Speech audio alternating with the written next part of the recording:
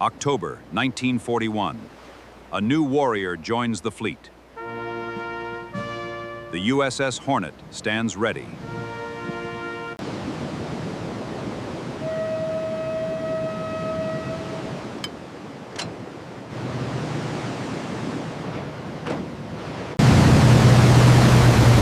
Wait for the rise!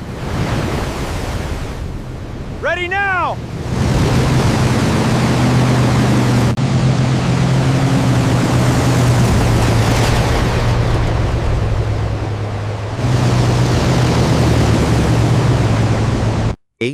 April 1942. 650 nautical miles east of Tokyo, the Pacific Ocean is a sheet of gray iron under a low sky. On the flight deck of a brand new American aircraft carrier, 16 twin-engined bombers sit nose to tail, their wingtips overhanging the sea on either side. These are not naval aircraft. They are United States Army Air Force's B-25 Mitchells, land-based bombers that have no business being on a ship at all, let alone attempting to take off from one. The deck beneath them is barely 500 feet of usable runway, roughly the length of 5 football pitches laid end to end, and the ship is rolling in a rising swell. A young lieutenant colonel named James Doolittle stands at the very front of the line, engines already screaming, brakes locked, the whole airframe shuddering as though it wants to tear itself apart before it has even left the deck. Somewhere below him, sailors brace against handrails. Somewhere above him, a deck officer times the pitch of the ship, waiting for the bow to rise on a swell, so the aircraft has gravity, however briefly, working in its favor rather than against it. This is the USS Hornet, commissioned barely 5 months earlier, and this single morning, this one improbable launch, will do more to define her reputation than anything else she does in a war that will see her sunk, rebuilt in name only, and ultimately transformed into one of the most decorated vessels in American naval history. What is about to happen has never been attempted before, and will genuinely never need to be attempted again in quite this form, and that, in itself, tells you something about why this ship matters. Because the Hornet was never meant to be a household name. She was the 7th and final vessel of the Yorktown class, ordered almost as an afterthought, a stopgap while newer, better carrier designs were still on the drawing board. She was built quickly, commissioned in October 1941, and thrown into a war that had already begun to demonstrate with brutal clarity that the aircraft carrier, rather than the battleship, was about to become the decisive weapon of naval power. What follows is the story of how one hastily built ship, carrying bombers she was never designed to carry, became the platform for one of the most audacious operations of the Second World War, and how her subsequent service at Midway and beyond turned her into a genuine symbol of American resolve at the exact moment America needed one most. To understand why the Hornet's role mattered so profoundly, you have to go back 4 months earlier, to the morning of 7 December 1941, and to the wreckage strewn across Pearl Harbor. In under 2 hours, the Imperial Japanese Navy had sunk or damaged 8 American battleships, destroyed nearly 200 aircraft, and killed more than 2,400 Americans. It was, by any measure, a catastrophic and humiliating defeat. But it was also, strategically, an incomplete one. The American aircraft carriers, the ships that would come to matter most, were not in port that day. They survived, untouched. Still, the psychological wound ran deep. For the first time in over a century, the continental United States felt genuinely vulnerable. There was no comparable American strike against the Japanese home islands, nothing to answer Pearl Harbor with, and the public mood, understandably, demanded one. President Roosevelt himself pressed his military planners directly, find a way to hit Japan, and find it quickly. The trouble was that Japan's home islands were, geographically, almost absurdly well defended by distance alone. American aircraft carriers of the period operated naval bombers with a combat radius of perhaps 175 to 200 nautical miles. To get close enough to strike Tokyo with those aircraft would mean sailing a carrier task force deep into waters patrolled by Japanese picket boats and land-based aircraft, well within range of the very forces such a raid was meant to demoralize. The ships would likely be detected, intercepted, and possibly lost before a single bomb fell. Conventional naval aviation simply could not solve this problem. The distances involved made a carrier-launched raid using carrier aircraft effectively suicidal. What was needed was an aircraft with far greater range than anything the Navy operated, but one that could, somehow, take off from a carrier deck it was never designed to use. No such aircraft existed. The Navy's own bombers lacked the range. The Army's bombers had the range, but had never taken off from a moving ship, and nobody was entirely sure it was even possible. Naval architects and aviators alike considered the idea close to fantastical. You do not, in the ordinary run of things, launch a fully loaded medium bomber, wingspan over 67 feet, on a deck barely 800 feet long overall, with no arrestor gear needed because there would be no landing, only a one-way flight to a bombing run and, if fortune allowed, a landing in China. The man asked to solve this puzzle was Captain Francis Lowe, a submarine officer on the staff of Admiral Ernest King, who had noticed, almost by accident, that twin-engined aircraft using an airfield in Norfolk, Virginia, had markings on the runway resembling the outline of a carrier deck, and had wondered aloud whether a land bomber might just be able to manage it. The idea was passed to Captain Donald Duncan, who ran the numbers and concluded, cautiously, that it might be feasible with the North American B-25 Mitchell, provided the aircraft were stripped of unnecessary weight, fitted with additional fuel tanks, and flown by pilots trained specifically and intensively for short-field takeoffs. Command of the flying element went to Lieutenant Colonel James Doolittle, already a legendary test pilot and air racer, a man whose reputation for precision flying made him almost uniquely suited to teach 80 volunteer airmen how to coax a fully loaded medium bomber off a deck 2/3 the length they were accustomed to. Training took place at Eguin Field in Florida through February and March 1942.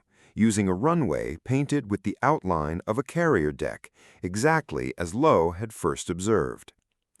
Pilots practiced full-flap, full-power takeoffs at absurdly low airspeeds, learning to haul the aircraft off the ground in distances that felt, to men trained on conventional runways, essentially impossible. 16 aircraft, 16 crews, 5 men to a crew, were selected for the mission. Extra fuel tanks were fitted in the fuselage and even in the crawlway above the bomb bay, pushing total fuel capacity high enough for a flight of well over 2,000 nautical miles. Defensive armament was reduced.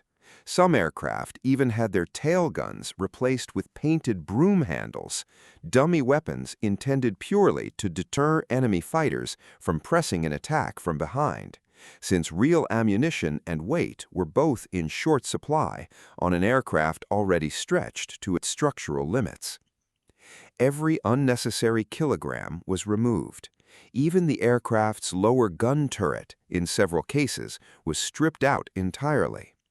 By early April, the 16 bombers, along with 70 of the 80 volunteer aircrew, were loaded aboard the Hornet at Alameda Naval Air Station in California, craned onto her deck because there was no possibility of them taking off, taxiing, and repositioning under their own power in so confined a space. The ship sailed on 2 April 1942, rendezvoused with Vice Admiral William Halsey's Task Force 16, and steamed west across the Pacific under strict radio silence.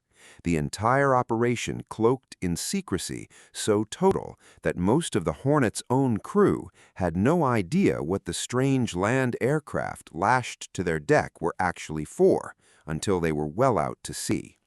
The plan called for the task force to close to within around 400 nautical miles of Japan before launching, giving the bombers a fighting chance of reaching their targets and continuing on to airfields in eastern China, since none of them had the fuel to return to the carrier, and in any case, none of the pilots had trained to land a B-25 on one. But on the morning of 18 April, while still some 650 nautical miles out, well beyond the planned launch point, the task force was spotted by a Japanese picket boat. Surprise, the entire foundation of the mission was compromised. Halsey and Doolittle faced an immediate decision: abort the mission and preserve the aircraft and the element of a future attempt, or launch early from far further out than planned, accepting that some or all of the bombers might run out of fuel over China or the sea before reaching safety. They launched, one by one, beginning at around 8:20 in the morning. The 16 Mitchells roared down the Hornet's pitching deck and, against every reasonable expectation, lifted into the air. Every single aircraft made it off successfully. It remains to this day one of the most technically audacious carrier launches in naval aviation history. If you are finding this interesting, a quick subscribe helps more than you know, and there is a great deal more to come. The raid itself, in purely material terms, achieved relatively little. The bombers struck targets in Tokyo, Yokohama, Nagoya, and Kobe, dropping bombs that caused real but modest physical damage.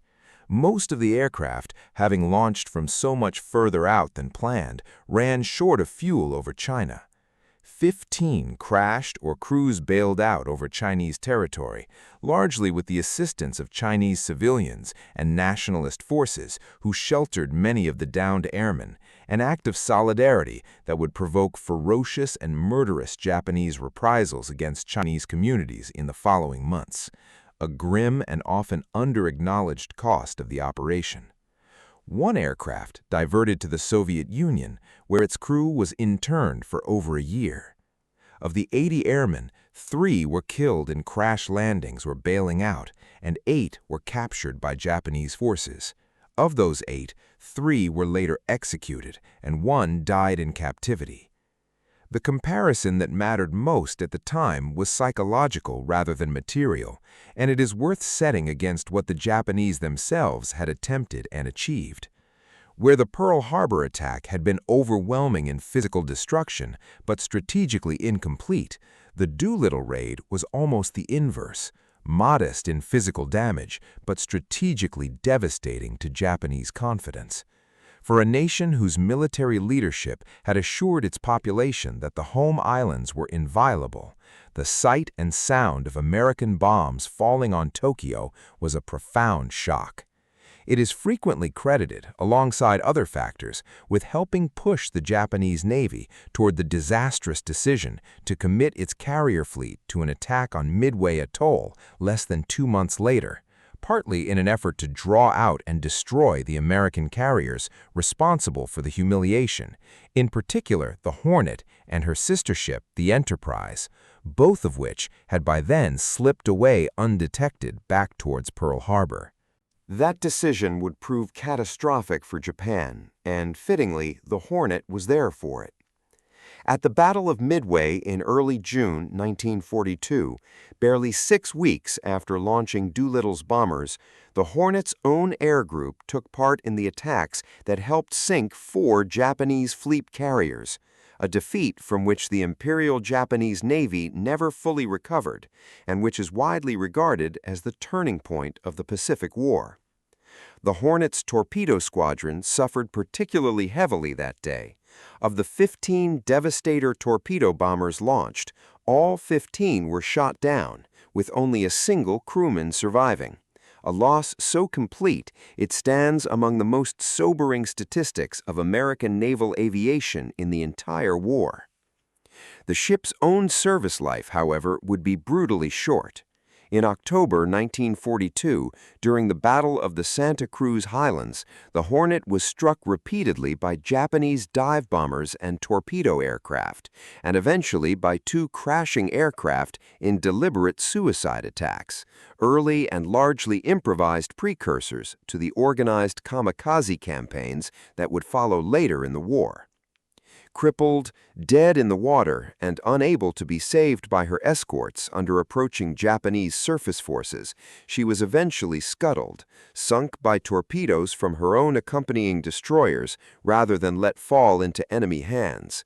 She had served for less than a year. And yet her name did not die with her. In 1943, a new Essex-class carrier under construction was renamed USS Hornet in her honor, entering service in time to fight across the remainder of the Pacific Campaign, earning battle stars at Iwo Jima, Okinawa, and in strikes against the Japanese home islands themselves, before going on to a long post-war career that included recovering the Apollo 11 and Apollo 12 astronauts from the Pacific Ocean after their return from the Moon. That ship survives today as a museum vessel in Alameda, California, in the very waters from which the original Hornet once sailed, carrying Doolittle's bombers, and visitors can walk her flight deck and stand roughly where those 16 aircraft once queued for a takeoff that should, by any reasonable engineering assessment, not have been possible. It is worth being honest about the limits of what any single ship or single raid actually achieved. The Doolittle raid did not cripple Japanese industry, did not force a Japanese surrender, and did not, on its own, win the war. Historians continued to debate precisely how much weight to place on it as a direct cause of the Japanese decision to attack Midway, since Japanese naval planning around Midway had multiple overlapping strategic motivations beyond simple retaliation. What is far less disputed is the raid's effect on American morale at a moment when the United States had suffered almost nothing but defeat since December 1941, and its effect on Japanese confidence at a moment when that confidence had, until then, seemed almost limitless. So return for a moment to that gray morning in April 1942, to the deck of a ship never designed for what was about to happen on it, carrying aircraft that had no right to be there, flown by men who had trained for weeks to do something most naval professionals considered close to impossible. 16 bombers took off from 500 feet of pitching steel deck, in over their heads, underfueled for the mission they now had to fly, and every single one of them made it into the air. That fact alone, stripped of everything else, of politics, of strategy, of debate over long-term consequence, remains a genuine and verifiable feat of airmanship and naval improvisation. The Hornet herself did not survive the year. She was young, hastily built, and gone within 12 months of her commissioning, sunk in the same ocean she had steamed across to make history. But ships, in the end, are remembered less for how long they last than for what happens on their decks in the moments that matter. And few moments in American naval history matter quite so much as those few minutes on the morning of 18 April 1942, when a ship no one had expected to be famous launched an attack no one had thought was possible against a nation that had believed itself untouchable. The bombers did not win the war, but they proved in the starkest possible terms that no one on either side of the Pacific was as safe as they had assumed, and that proof, more than any single bomb dropped that day, is the Hornet's true and lasting legacy.